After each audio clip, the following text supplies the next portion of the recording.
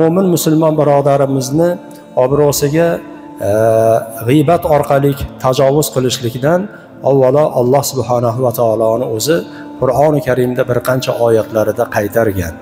Alloh marhamat qiladiki: "Ya ayyuhallazina amanu ijtanibu kaseeran minadh-dhanni inna ba'dadh-dhanni ithmun va la tajassasu va la yaghtab ba'dukum ba'da ayuhibbu ahadukum an ya'kula lahma akhihi maytan fakarihtumuh wattaqulloh innalloha tawwabur rahim."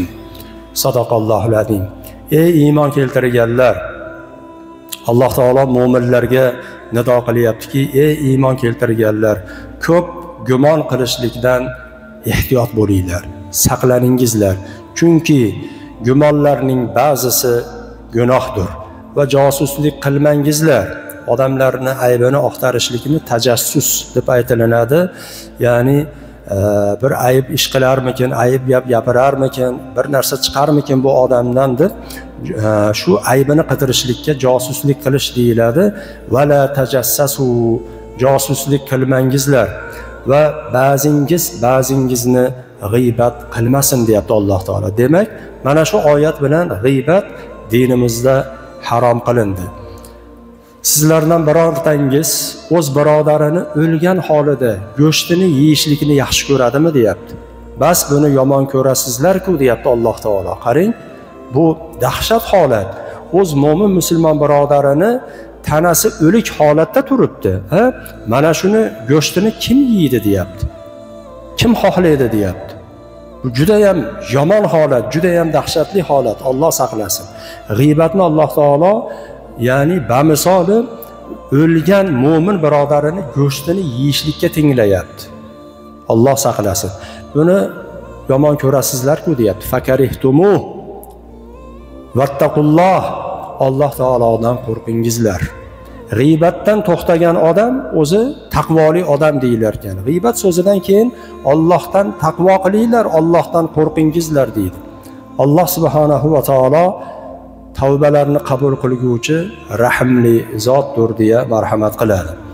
Rasululloh sallallohu alayhi va sallam payg'ambarimiz bir kuni sahoba-i kiromlariga savol qildilar. Atadruna mal g'iba? Ey ashoblarim, g'iybatni nima ekanligini bilasizlarmi dedilar. Qalu Allohu va rasuluhu a'lam. Sahobalar aytdilarki, Alloh va rasuli siz bilguvchiroqdirsiz dedilar. Shunda qol Rasululloh alayhi vasallam aytdilarki: "Zikruka axoka bima yakrahu." Ya'ni o'z birodaringizni u yomon ko'radigan sifatlar bilan, ayblar bilan eslashligingiz, gapirishligingiz mana shu g'iybatdir dedilar. Va qila Rasululloh alayhi vasallam payg'ambarimizga o'tirgan sahobalar jamoatidan tarafidan bir kishi tomonidan aytilibdiki: "Afara'ayta in kana fi akhi ma aqulu?" Ya Rasululloh, agar men gapirayotgan ayblar, o'sha sifatlar masalan o'sha birodarimda bo'lsa-chi, buni to'g'risini aytayotgan bo'lsam-chi, unda bor aybmi deb savol qildi.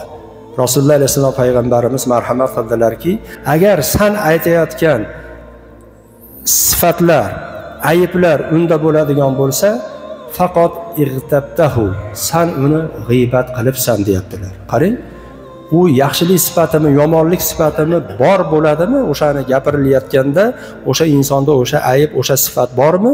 Demak, bu g'iybat ekanligini aytdilar.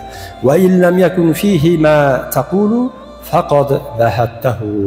Agar san o'sha birodaringni bir sifatini, aybini zikr qilayotgan bo'lsang-ku, unda u ayb bo'lmaydigan bo'lsa, aslida u ayibdan pok bo'lgan bo'lsa, unda sen unga bo'xton qilibsan deyaptilar payg'ambarimiz sollallohu alayhi vasallam. Alloh saqlasin. Bu g'iybatga o'tgan odam ham g'iybat qilishi mumkin ekan, harom bo'lgan amalni. Yoki u odamda bu ayib, bunaqangi yomon sifat, xulq bo'lmaydigan bo'lsa, bu bo'xton ham aralashar ekan. Bu musulmonni obro'sini to'kishlikka juda ham katta bir tajovuz hisoblanadi. Insonni o'sha dinimizda faqih ulamolarimiz taraflaridan g'iybatni, bo'xtonni harom qilinganligiga yetarli dalil bo'la turib, mana shu harom amalni ishga oshirishlik bilan gunohi kabiralar qatoriga kiritilgan mana shu g'iybatni amalga oshirgan kishi sifatida gunohkor bo'lib qolinar ekan. Alloh saqlasin.